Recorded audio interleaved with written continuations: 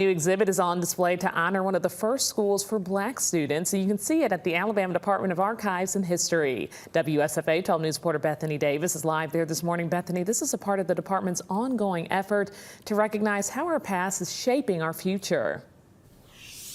Yeah, this is part of a series of events and exhibits that are designed. The Alabama Department of Archives and History has designed them to bring the past really into the present. This particular exhibit is called History Lives On, Preserving Alabama's Rosenwald Schools. This is Sam Christensen, who is the curator, exhibits curator for the Alabama Department of Archives and History. Let's talk a little bit about this series of events and exhibits that you have. It's actually called History Now, Conversations on the Past and Present. Explain what it is and what you're really hoping to get out of it.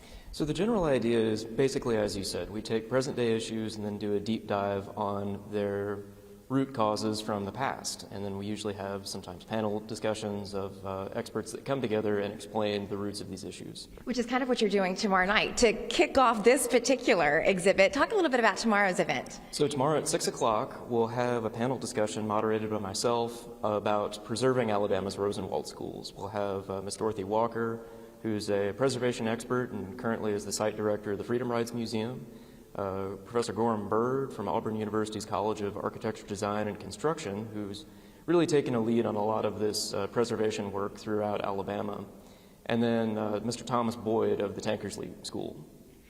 Who are you hoping will be here for tomorrow's panel discussion, and what are you hoping they take away from it?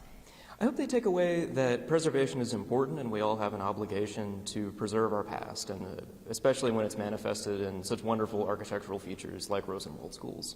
All right, you mentioned Auburn University School of Architecture. This exhibit is a partnership with Auburn University School of Architecture. We'll learn a little bit more about that partnership later this morning as we talk a little bit more about this particular exhibit as it dives into the Rosenwald Schools and the impact it had on communities and the people who lived in those communities at the time, and how we're still feeling that impact today, guys. All right, Bethany, and this isn't a temporary exhibit. It will be on display through May 2024.